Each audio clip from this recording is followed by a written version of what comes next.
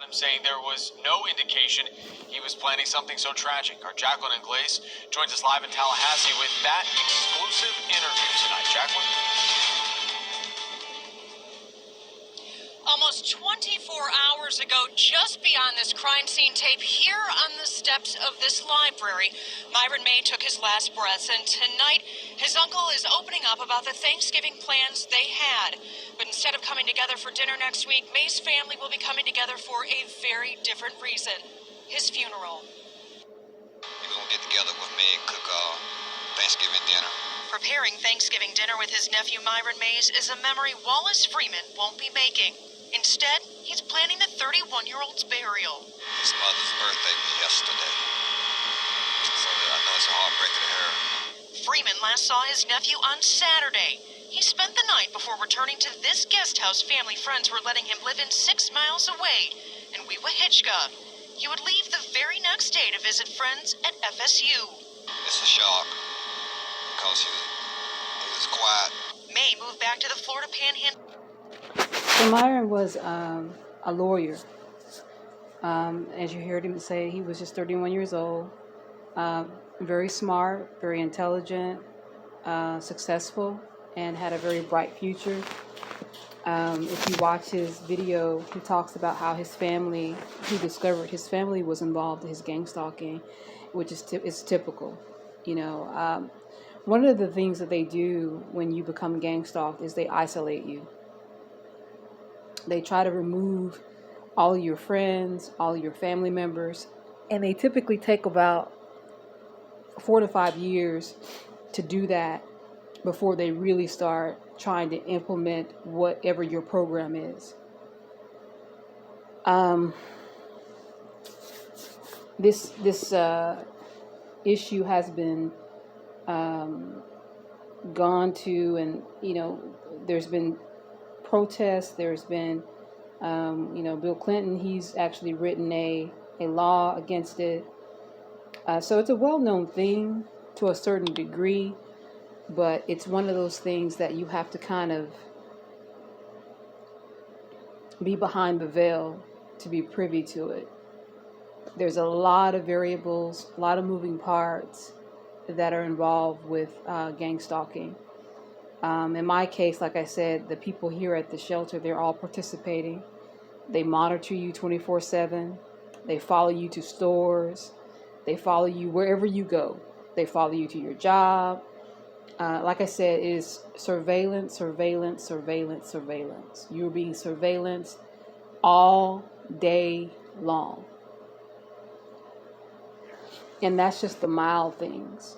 There are some things that are unbelievable that I won't even get into in this conversation, but it's kind of associated with the video that you've seen of mine with Dr. Hall when he's talking about the sophistication of a lot of the weaponry and a lot of the technology that's being used.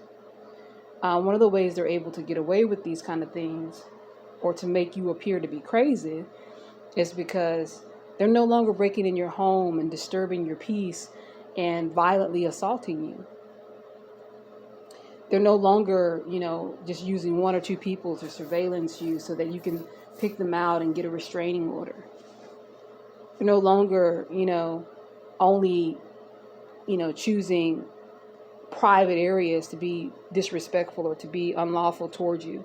They're doing it in open areas, and they're using a large group of people so that you can't pinpoint who's doing what. You can, but you have to have a very keen person observing it with you in order for it to be seen. And often people are very meticulous and very, skeptical whenever you start hearing about people, saying that people are following them, and it's created to be that way. But there are so many victims. When you hear about these mass shootings and people going insane, and are they really going insane, or are they just fed up? And in my case, this has been happening to me for over a decade. and you're still having to go out and live life. You're still having to go out and work and try to support yourself. You still got to live.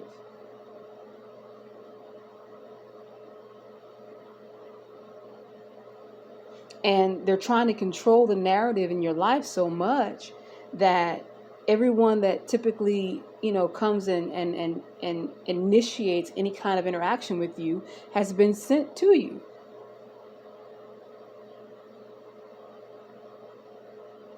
And you're having to constantly be on your toes and constantly be alert. I know in my case, I've had to be constantly alert just so that they can't try to spin the narrative that this is something that I'm consenting to. Which is one of the reasons why they're trying to push so hard for me to be homeless and jobless.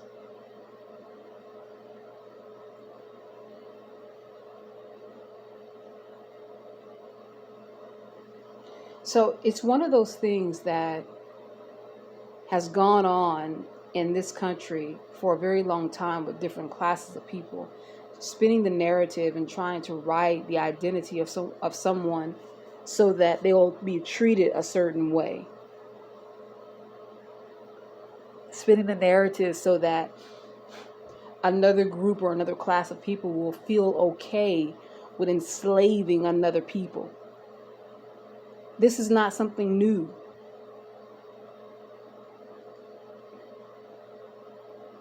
It's all based on a mind control that people don't pay attention to.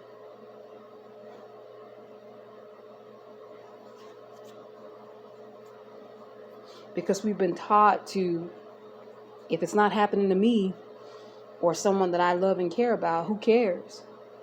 And that's so dangerous because it will eventually trickle down to you because you're dealing with people who are psychotic, who are doing these things. They're psychotic and they want control. And if you are a female watching this, I would say to you, this should be more so taken seriously by you because the currency of this world is sex trafficking toward women and children.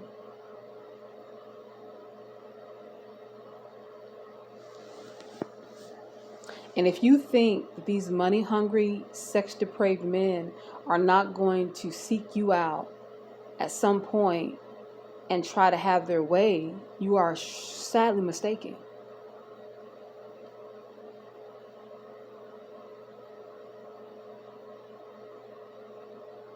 So, again, I just hope that you will do more research.